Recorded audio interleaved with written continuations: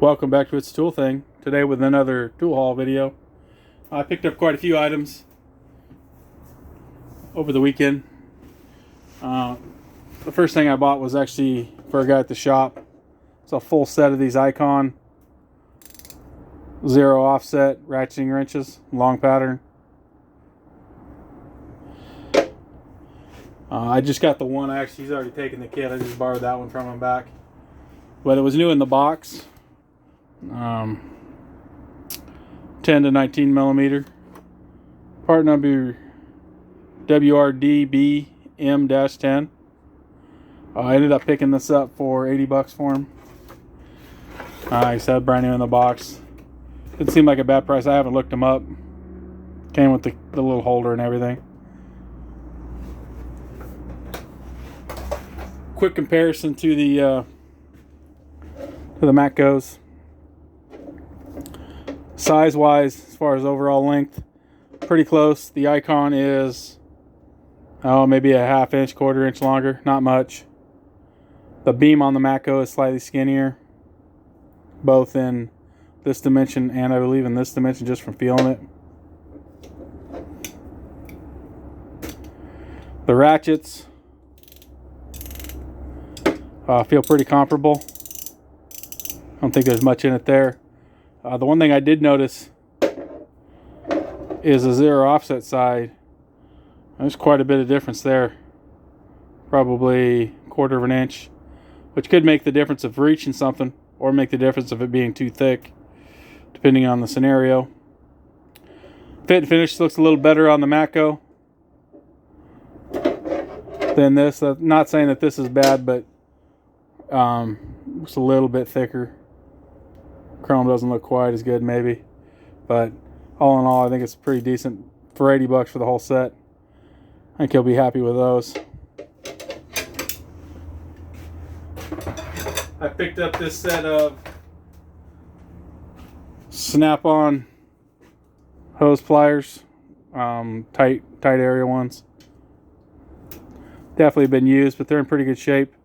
Hoping they're going to work better. I think I got some Astro ones now, and the gap on them is ridiculous. It won't quite suck them all the way in. This one seems to suck it all the way in. I haven't actually tried it on anything yet, but I'm hoping that'll make a difference, because you get them loose but you can't get it off. Part number on it, so it's a snap-on part number SHCP1A. I don't know if you can see that. Ended up paying 50 bucks for these. They had 70 on them originally. Figure they'll work out pretty well. I'm going to put them in the toolbox in the shop. Probably move that other set out into the shop truck or take them home. And then I picked up this power probe kit, actually for another guy at the shop. He's been wanting one for a little while. I've been keeping my eyes out. Ran across this one this weekend for him. Complete kit. It's the flame model one, orange flames. It's got the two cords and the adapter to use cigarette lighter and the adapter for hooking to the battery. Not a great price on this. Not bad, but not great. 100 bucks. But he's been wanting one for a while. I was actually considering paying tool truck pricing for it, so he was fine with 100 bucks. So I snagged that for him. He's going to come in a couple days. He hasn't worked till I think Wednesday, so pick that up for him. And then I actually got this off eBay. The Astro Onyx 1831 3/8 drive, Palm impact. I was actually surprised at the head, being not seeing it ever in person. There's quite a bit of difference in the head between. I have the Ingersoll Rand hammerhead, which I've never been particularly pleased with, horsepower wise. Fitting in place is not too bad. Obviously it won't never fit everywhere, but it's got this nice scallop design here, and the motor's actually down here on these with a 90-degree like differential style gear here. The spec on this one's supposed to be 185 if I remember correctly, somewhere in that neighborhood, and it never would take stuff loose with a darn. It does the swivel on it now, which probably doesn't even help a little bit more. but I've ran it without the swivel and it wasn't any different. I've ran it with the whip hose. I've gotten some use out of it, but definitely not a huge fan of it. But I was able to compare it to this Astro Onyx thingamajiggy here, Palm impact, I guess. And it is small, and I could see where this hose being flexible could make a difference in getting in somewhere. Because I've had scenarios where this wouldn't even fit in because you didn't have room for the handle.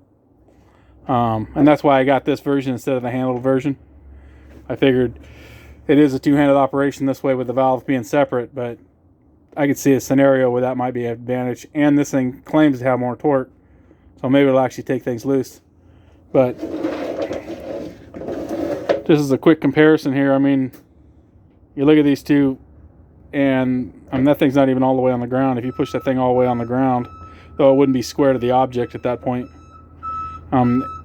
Like this, you're looking at maybe half an inch of difference, somewhere in that neighborhood between anvil heights. Thickness wise is pretty close. This is definitely a little bit smaller up here at the head, but this is the one that seems pretty amazing. If you put these two like that, I mean, look at the difference in that. And that hammerhead, I'll definitely keep it in my toolbox, but it's never been a great one for taking stuff apart. But it would definitely fit in places that this one might not. As far as the head depth, I mean, it's scalloped back here, and the actual depth between here and here is probably a good inch. But this one's claiming 445, I think it is. So hopefully it'll actually put that out. Both 3/8 drive. Ended up picking this up off of eBay, new in box, for $122 shipped. So what do you think? What was the best purchase? Was it the pliers? I think that's a pretty good value. Or was it the Icon wrenches maybe? Or maybe even with this impact, even though it was new. Please like and subscribe and comment down below. As always, have a great day.